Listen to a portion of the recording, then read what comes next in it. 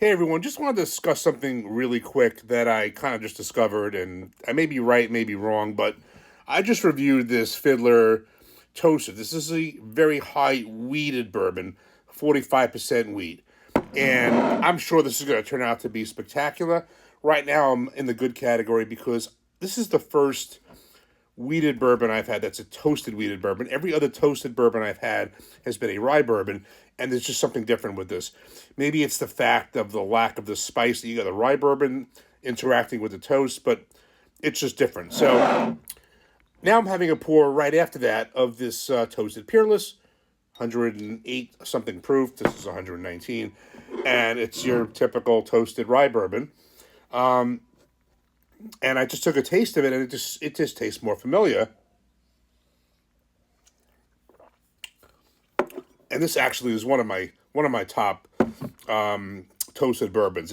I just think it's Peerless in general. I think is very pricey, and I was just chatting with people in our text group today, and I kind of think it's the bottle itself. I mean, look at this bottle; it's beautiful. Looks like a barrel, but I think it adds to the cost. But in any event, this I love the Nulu toasted small batch. I've had I even had the Elijah Craig toasted, which I've gotten to like better, but it's nothing like either one of these. But the point is, I am wondering, and if anybody has any opinions, I'd love to hear it in the comments.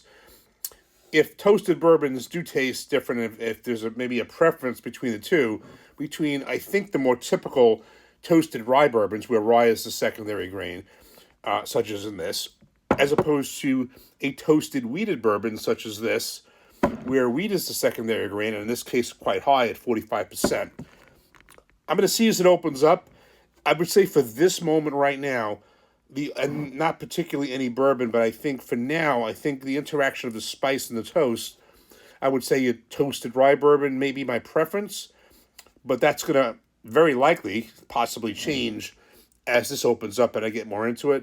This is my first toasted rye bourbon, not toasted rye, but toasted wheated bourbon, and a very high one. Every other toasted bourbon has been like this, and up to this point, this is definitely one of the top ones. It's expensive. This on its own was $84, and I think that was actually low. I think it's actually higher in a lot of places, and this is behind the glass. So let me just take one more taste. Yeah, heavy toast, rye spice with that. This was a rye, a toast, but with a little bit mellow without the spice because it's a wheated bourbon. It was just different. So in any event, I'm just curious if you have any opinions between a toasted rye bourbon, which I think is the more common one, versus a toasted wheat bourbon. And I'd be curious to know your comments. I do have a feeling this is going to get better as it opens up. As of now, I'd say this from the ones I've had. This, the Nulu small batch, and of course, several of the toasted bourbons that I've had at the Kentucky Bourbon Festival. I think in Buzzard's Roost, Mary Dowling, Wenzel. I think there was a bunch of them that was so good. And that's why I put that in my Secret Santa. Is toasted bourbons or cigar blends would be fine from craft distilleries. But in any event, let me know your comments if you notice any distinctions, you have any preferences, toasted bourbons, rye bourbons versus wheated bourbons. Cheers.